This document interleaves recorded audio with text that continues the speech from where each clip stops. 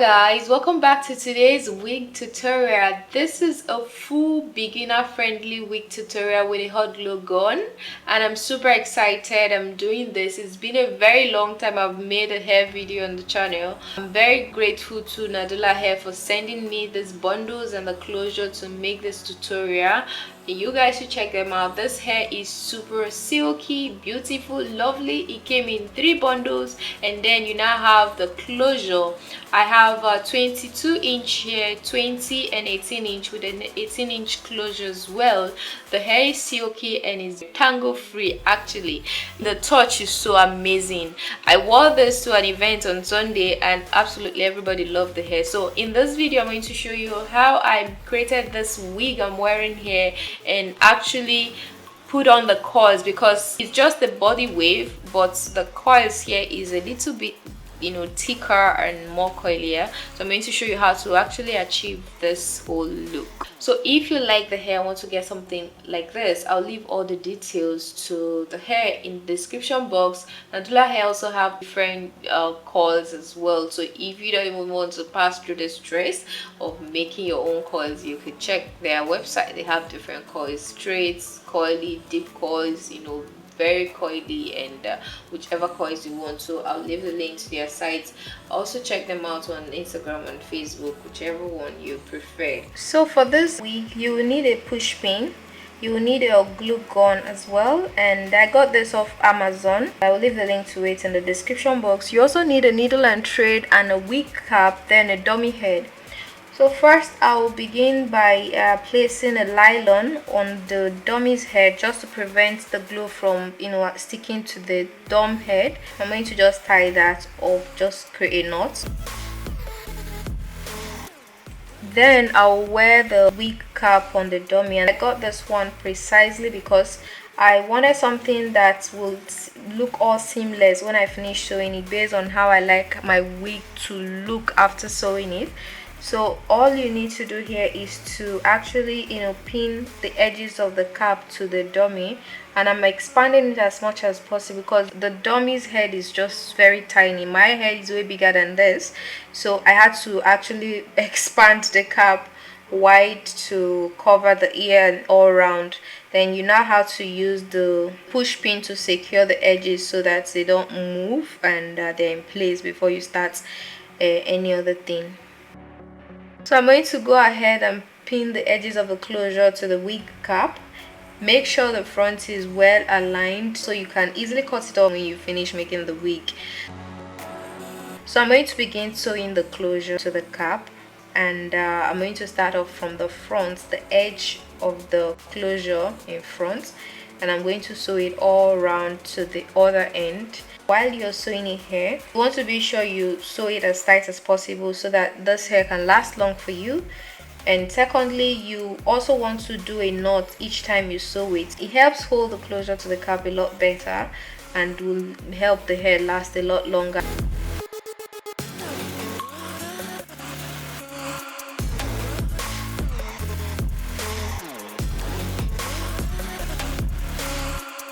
So this is the part where I start gluing the hair to this cap, and this step is very essential. First, I'm going all single. I'm not doubling any of the bundles, so each of the move is all single all around the hair. So I start off from close by where you have the closure installed, and you want to glue this hair all around to the other end.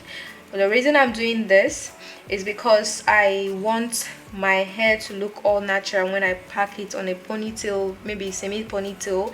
You know, if I gap it, you could see those holes in between that this is fixing, and it's not all full frontal or all full lace closure and all that, or 360 closure. So I like to do it this way, so even if I pack it up, it will still look beautiful and you will notice that this is just the wig.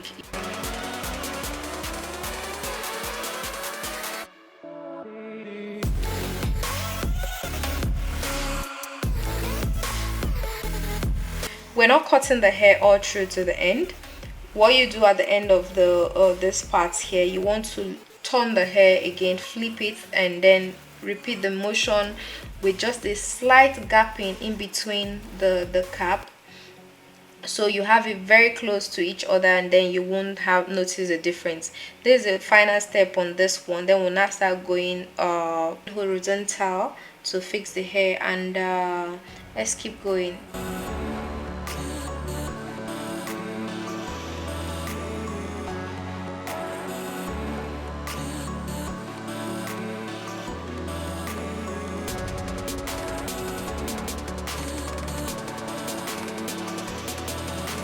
So for this horizontal gluing, you want to make sure that each hair gets to the edge of the hair, but not exceeding where you glued round before, and then extend it forward and now flip it over and glue back again. Just look at what I'm doing here. I'm using a single hair all through, so I'm not gapping this hair, and that's because I want to be able to freestyle with the packing of this hair, that even when I want to separate in between and hold it somewhere to one corner, you won't really notice inside or any gap in the wig itself. This is a good part of using a glue gun. It makes it easier, and you can do single all through, because you won't have to really sew so many times. So don't space it in between, and you want as many hair to get into it. If you space it so much with this single, it might not look very full.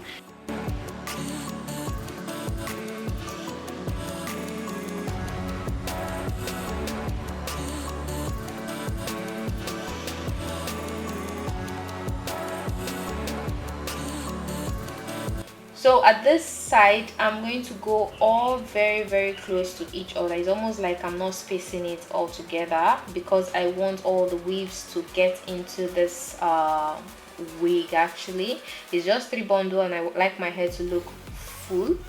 If you like scanty hair, maybe you could, space it out a little bit more than this. So we're just going to keep going with this.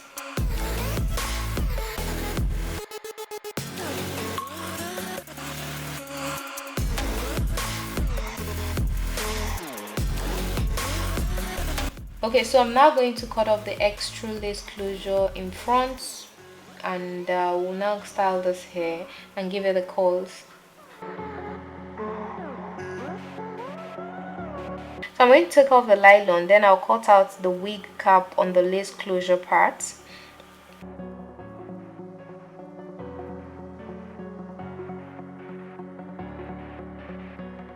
And next thing I also like to do is to bring up baby hair. So basically you just need to cut a small part of the hair in front here, and then tongue it down, then use the scissors to cut it out.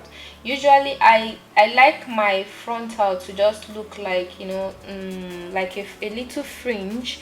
So that's why you see me do this. This is absolutely optional. If you don't like it, you can actually comb it back and it will align and look fine. And this hair looks very plucked, so I didn't even pluck the hair.